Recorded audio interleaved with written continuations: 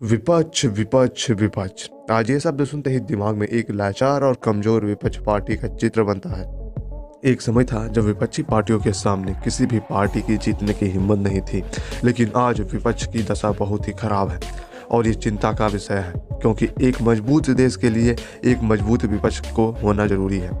आखिर ये विपक्ष की पार्टी यानी अपोजिशन पार्टी का इतना हालत खराब क्यों है? आखिर ये दिन पर प्रतिदिन ये विपक्ष पार्टी इतनी कमज़ोर होती क्यों जा रही है? तो आज इसी विषय पर हम बात करने वाले हैं और जानने वाले हैं कि ये विपक्ष यानी अपोजिशन पार्टी की इतनी खराब दशा क्यों है। जब हम किसी राष्ट्रीय स्तर पर किसी पार्टी की बात करते हैं तब सबसे पहले भाजपा और कांग्रेस का नाम आता है।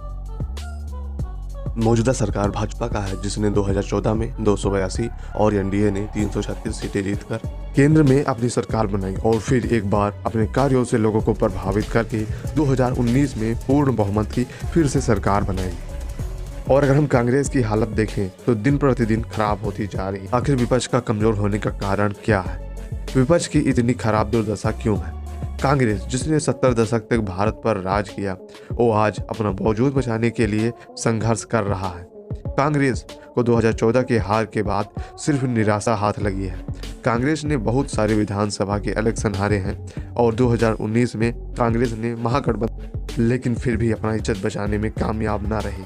कांग्रेस 543 सीटों में 91 सीटें गठबंधन पार्टियों की मदद से पाई। और यूपी की बात करें, जहां पर सबसे ज़्यादा सीटें हैं, वहां पर 80 में से मात्र 1 सीटें पाई। यहां पर कांग्रेस ने एक महागठबंधन किया था। सपा और बसपा जैसी बड़ी पार्टियां थीं, लेकिन फिर भी निराशा लगी।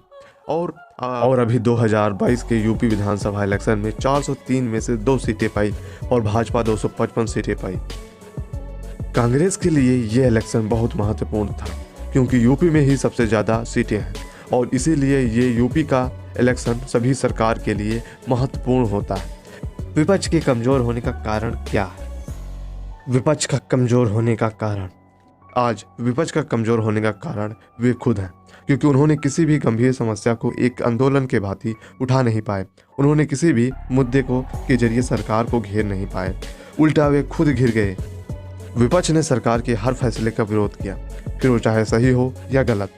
जहां पर लोग धारा 370 हटाने के समर्थन में खड़े थे, वहीं पर कांग्रेस विरोध में खड़ी थी। विपक्ष ने हर वो काम किया जो जनता को पसंद नहीं था। अभी हाल में ही एक फिल्म रिलीज हुई, द कश्मीर फाइल, जिसका लोग स्वागत कर रहे थे। वहीं विपक्ष इसका विरोध सिर्फ इसलिए कर रही थी क्योंकि इसके समर्थन में मौजूदा सरकार खड़ी। अरे YouTube पे डाल दो, फ्री हो जाएगी। आज विपक्ष कोई भी मुद्दे पर सरकार का विरोध करे तो जनता उसे नज़रअंदाज कर देती है, क्योंकि उन्हें लगता है कि विपक्ष कभी भी सरकार के किसी भी फैसले का समर्थन नहीं करेगी। आज कांग्रेस लोगों के बीच से अपना विश्वास खो चुकी है और विपक्ष का इस प्रकार से कमजोर होना एक लोकतांत्रिक देश के लिए चिंताजनक बात है, क्योंकि एक विपक्ष ही होता है जो जनता की मांगे सरकार के सामने प्रस्तुत करता है। लेकिन एक खुशी की बात यह है, आप जैसी रीजनल पार्टियां आज राष्ट्रीय पार्टी के रूप में उभर कर आ रही हैं, जो भविष्य में एक बड़ी पार्टी के रूप में निकल सकती हैं, जिसका सामना भाजपा से होगा। हो सकता है कि आप और आपके केजरीवाल और भाजपा के योगी आदित्यनाथ प्रधानमंत्री की उम्मीदवार हो सकते हैं। लेकिन आज के दौर में जब तक प्रधानमंत्री नरेंद्र मोदी हैं, तब तक नहीं लगता कि विपक्ष एक मजबूत विपक्ष बन पाएगा, क्योंकि उनका जो लोकप्रियता है वो दिन प्रतिदिन बढ़ता जा रहा है।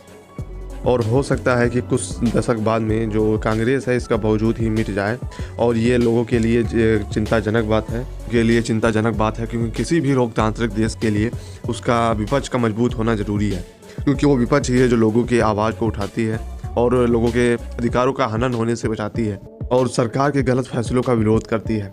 इसीलिए हमें विपक्ष को मजबूत करना चाहिए और कांग्रेस जैसी पार्टियों को एक गंभीरता से लोगों का जो समस्याएं हैं उन्हें देखना चाहिए।